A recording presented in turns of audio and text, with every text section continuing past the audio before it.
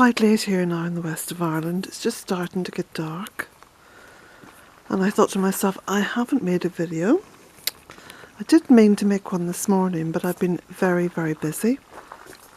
So I thought, as I have to go over to the polytunnel now, just to check a few things. See, I still haven't managed to move this big wheelbarrow full of stuff. Climbing over it. Just got to go and check a few things out here in the tunnel.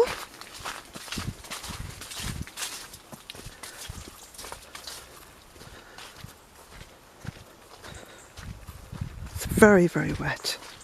It's been raining lots. And it's quite warm. Quite warm.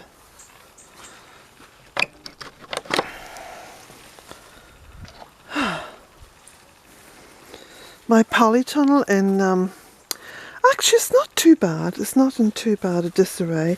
Though I do need to move these cushions over. They're starting to get a bit mouldy. So I must untie all those cushions and bring them over and store them. Store them in the barn. I think that's probably the driest place for them. As you can see, there's still a lot of flowers in here. We've got calendula and feverfew, and there's a few others here, nasturtiums. Gosh, I've got so much work to do over here. I'm hoping to get this done now in the next few days.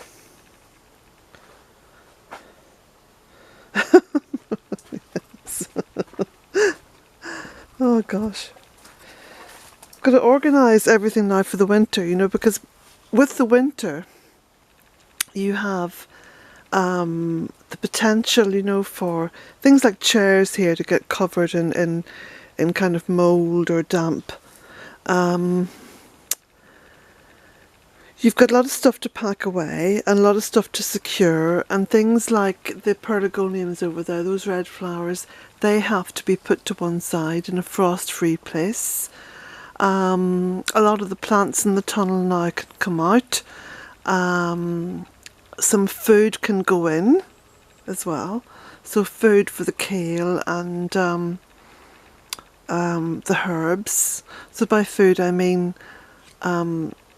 you know, compost and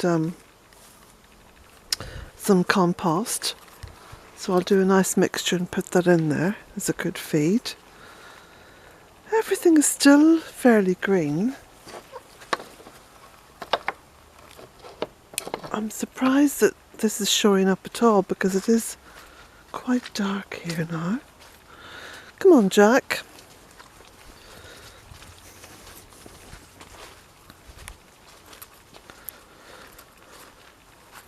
I've been so busy the entire year that I'm really, really looking forward to the sort of the quietness of winter, when I can get into the garden and just lose myself for hours on end. I think it's probably the most meditative time of the year. Because you get to see things. You can really see what's happening.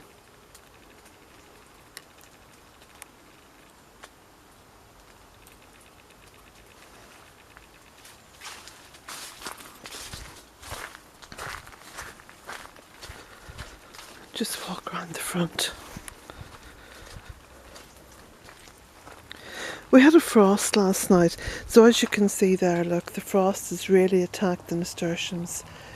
So I was just about on time pulling the nasturtiums out, perhaps just about 2 days early.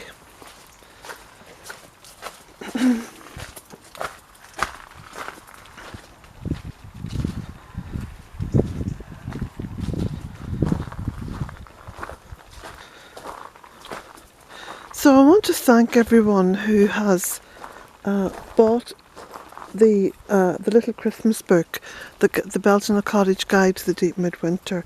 There is a link underneath the video, by the way, if you want to buy one. I have been into Carrick, and I'm expecting to have the delivery of those books by next Wednesday. So there we go. We actually have a day now, which is wonderful.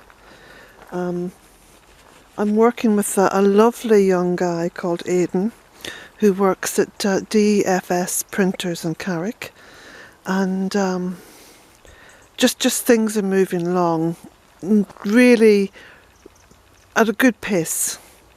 So yeah, it's actually quite exciting working with someone who is on the same wavelength as myself. So now what else did I want to say? Because my head is absolutely puddled.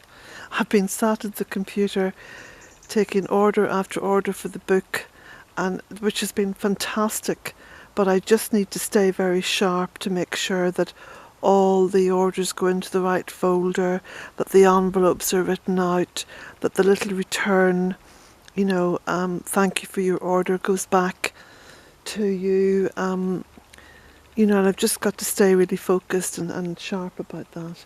But hey, isn't it a good thing to be able to have work to do? That's my attitude. I was listening to an interview on the radio this afternoon. There was a man, I suppose he was about my age, and he was been interviewed, what do you do now with your time now that you're retired? And he was saying he's terribly bored, and he walks around charity shops, and he seems to be aimless. And I listened and I thought, gosh, I'm actually very lucky.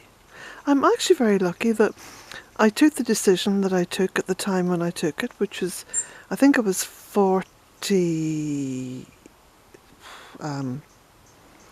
what age was I? 48, pushing 49, when I decided to, buy what was a wreck of a cottage and 3 acres of mush.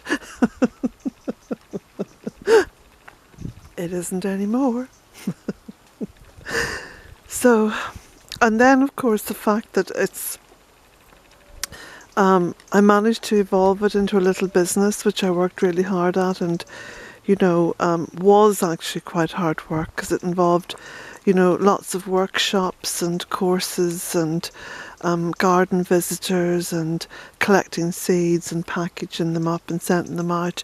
And then this year, of course, I have evolved even further onto or into writing, which is a big passion anyway. It's probably the big passion that I've carried with me all the way down the years, that and Mother Earth and growing and gardening. So it's actually wonderful. It's wonderful. It's wonderful to have a passion in your life. Something that gets you up out of bed in the morning, something that you're buzzing about, before you go to bed at night. And yes, the adrenaline that goes with it. And yes, sometimes the anxiety that goes with it too. Trying to meet publishing dates and stuff like that. But it's just wonderful. And I just was listening to this poor man on the radio, and he just seems so disconsolate about everything, and sort of weary with life. So, if you want my advice, you're a brave person to take my advice, okay? Because I'm a wee bit, as my son would say, Mother, at times you are quite irrational. In that I get quite passionate about things, and I won't have anyone tell me that I can't do it, and I just go and I just plough on through things, and I suppose for some people, including my son, that he regards that as irrational. But then that's left brain thinking, isn't it? You know? Right brain thinking is just to be creative and to feel strongly about things. Not to sit on the fence, not to be mediocre. So if you wanted my advice on how to move forward with your own life, I would say take risks, you know, and follow your passion. Follow your passion. Life is so short. And it doesn't matter what age you are, go for it. Go for it. Look, you have one life. One life. Don't look back and say, oh God, I was a bit mediocre, wasn't I? Don't be frightened of making mistakes. Don't be frightened of people telling you that you're an absolute fool and what are you doing that for?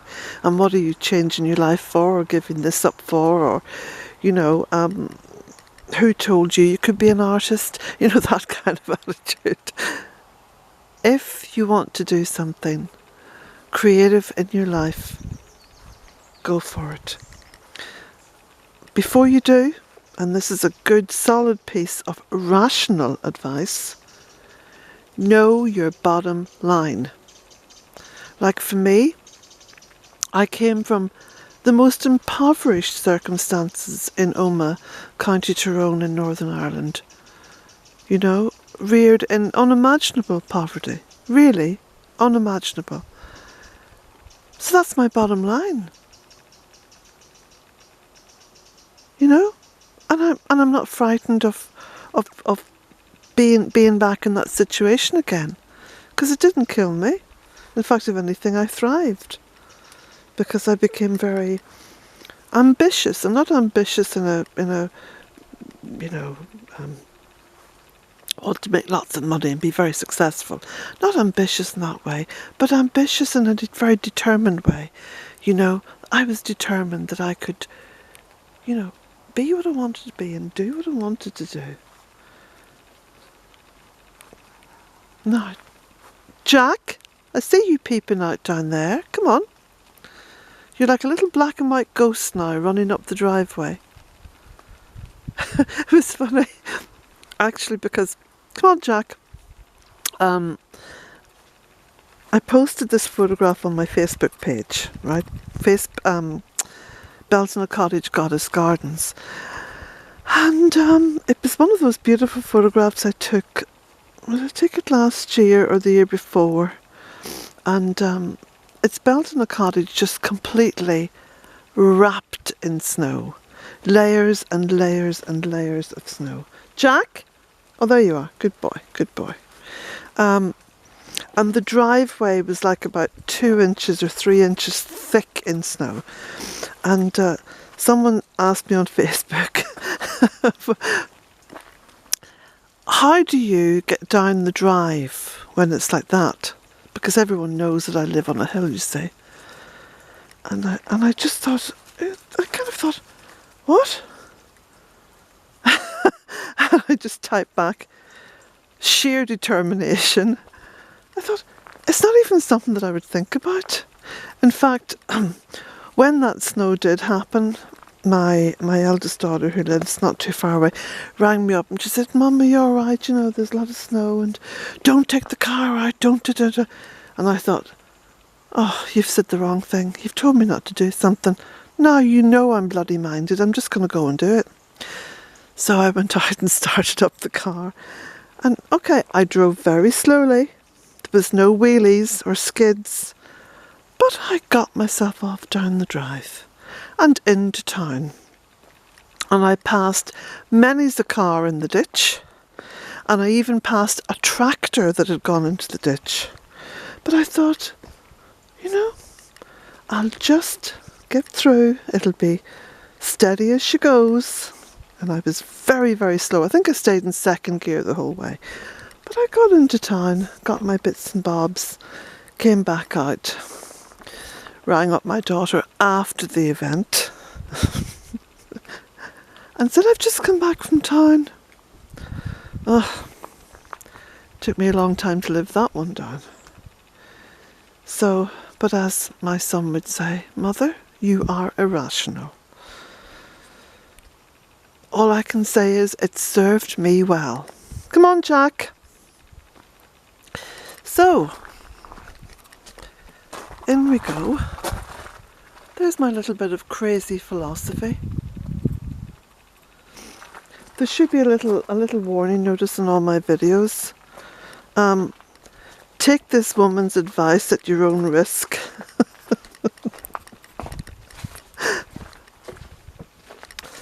Well, the hell of it. As my grandmother used to say, you're a long time dead. And it's true. We have almost forgotten how to live.